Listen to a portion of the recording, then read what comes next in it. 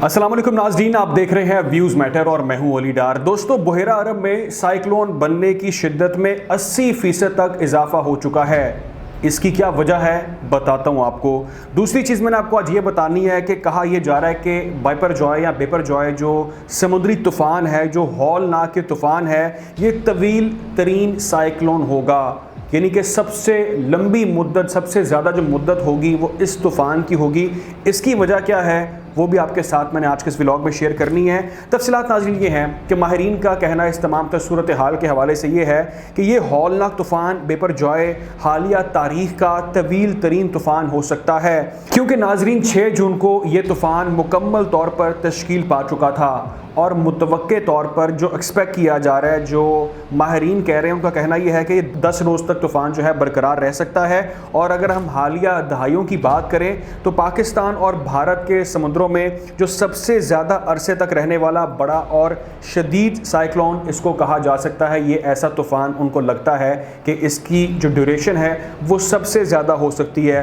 पिछले अगर 10 साल की नाज़रीन हम बात करें इस तूफ़ान को लेकर, या ऐसे मज़ीद जो तूफ़ान माजी में आ चुके हैं, बहेरा अरब में पहला जो साइक्लोन था जिसका नाम था ऊकची, वो आया जो 7 रोज़ तक बरकरार रहा और ये 2014 के अंदर आया था। अप्रैल और मई के महीने में 2019 में जो साइक्लोन आया उसका नाम था फानी और वो 7 रोज़ तक जारी रहा। इसके अलावा जून 2019 में ही एक वायो नामी तूफ़ान आया जिसकी मुद्दत थी 8 रोज़ और ये बहुत ज़्यादा तबाही लेकर आया, बहुत मैसिव ये तूफ़ान था। इसके अलावा एक तूफ़ान और आया, इसका नाम था कयार और ये 6 रोज़ तक जारी रहा। लेकिन अब अगर हम बात करें इस तूफ़ान की, बेपरजॉय की या बाइपरजॉय की, हर तरह से लोग इसको मुख्तलिफ बाढ़े हैं, तो इसको सबसे ज़्यादा मुद्दत तक रहने वाला या ज़्यादा तवील अरसे तक रहने वाला तूफ़ान इसको कहा जा रहा है। और ये कहा जा रहा है कि ये तूफ़ान इस वक्त समुद्र पर राज कर रहा है। इसकी क्या वजह है आपको बताता हूँ। सबसे इंपॉर्टेंट चीज़ ये जिसका मैंने आपसे जिक्र किया था कि साइक्लोन बनने और उसकी तादाद में जो इजाफा हो रहा है, जो 80% इंक्रीज़ देखने में आया है, उसकी सबसे बड़ी जो वजह नाज़रीन है वो ये है कि मौसम जो है वो बेकायदा हो चुके हैं, मौसम तब्दील हो चुके हैं, आबो हवा में बहुत बड़ी तब्दीली इस पूरे सिस्टम के अंदर आ चुकी है, जिसको हम क्लाइमेट चेंज कहते हैं। उसकी वजह से साइक्लोन्स आ रहे हैं और उन साइक्लोन्स की वजह से जो समुद्री मामलात हैं वो बेहद मुतासर हुए हैं, ख़ास तौर पर जिनका समुद्र से डायरेक्ट लिंक है, जिस तरह से माहीगीर वहाँ पर काम करते हैं, जो वहाँ पर लोग ट्रेड करते हैं, उनको इसका बहुत ज़्यादा नुकसान उठाना पड़ रहा है। ग्लोबल वार्मिंग इसकी बहुत बड़ी वजूहात में से एक वजह है।